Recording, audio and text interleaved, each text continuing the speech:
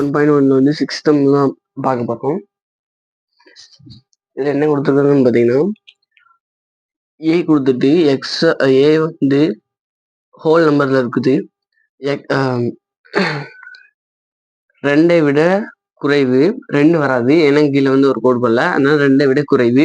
இப்போ வந்து ஃபர்ஸ்ட் வந்து நம்ம ஏவை கண்டுபிடிச்சிடலாம். ஏ ஈக்குவல் டு, இது வந்து ஹோல் நம்பருங்கிறது வந்து 0ல இருந்து ஆரம்பிக்கிறது. அப்போ 0,1 2 வந்து வரக்கூடாது ஏன்னா கீழே கோடு இல்லை.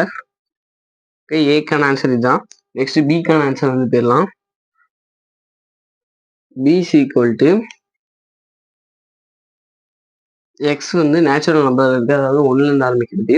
அப்போ வந்து 4ம் 4ஐ விட குறைவும்.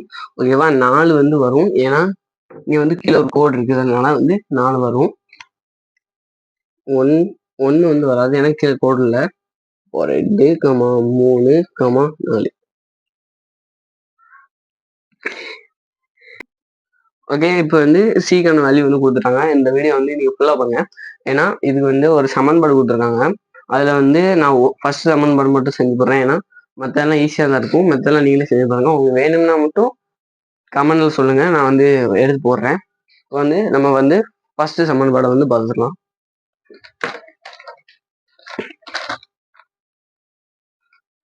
ஓகே, ஃபர்ஸ்ட் சமன்பாடு நான் வந்து எழுதுறேன்.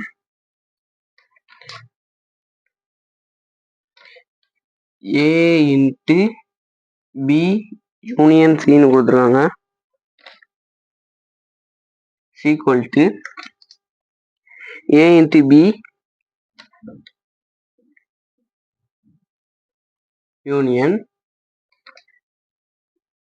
A into C.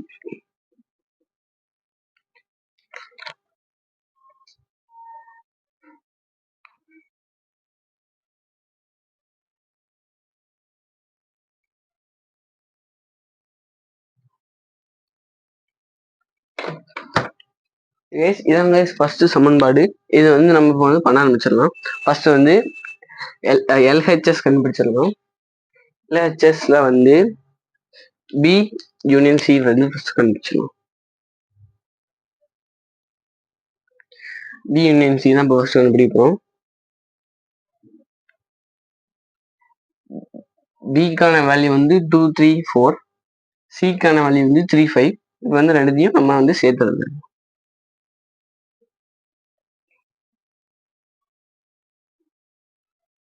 2, 3, 4, இதுல வந்து 3 வந்துட்டு, அதனால 2 3க்கு வரமா ஒரு 3 போட்டாச்சு. 5 கூட வந்திருக்கு, நம்ம 5 போட்டுக்கலாம். ஓகே, பி யூனியன் சி கண்டுபிடிச்சாச்சு. நெக்ஸ்ட் வந்து A into B union C கண்டுபிடிச்சிக்கலாம். A into B union C equal to, இப்போ வந்து பி யூனியன் சியை வந்து ஏவால வந்து பெருக்கணும். ஏக்கான வேல்யூ வந்து 0,1. ஃபர்ஸ்ட் வந்து 0 எடுத்துக்கலாம். First 0,2, next 0,3, 0,4. ஓகே, ஃபர்ஸ்ட் வந்து 0க்கு முடிச்சாச்சு. நெக்ஸ்ட் வந்து 1 போயிடலாம். முன்னாடி உள்ள நம்பர் மட்டும்தான் சேஞ்ச் ஆகிக்கிட்டே இருக்கும். 1,2, 1,3, 1,4. அப்புறம் வந்து ஹோல் க்ளோஸ் பிராக்கெட். ஓகே, வந்து இப்போ வந்து நம்ம ஏ இன்ட்டு பி யூனியன் சி கண்டுபிடிச்சாச்சு. நெக்ஸ்ட் வந்து ஆர்ஹெச்எஸ் ஏ இன்ட்டு பி வந்து கண்டுபிடிக்கலாம்.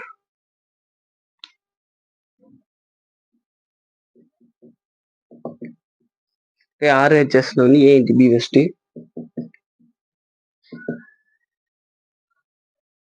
ஏக்கான வேல்யூ வந்து 0,1, பிக்கான வேல்யூ வந்து 2, 3, 4, 5.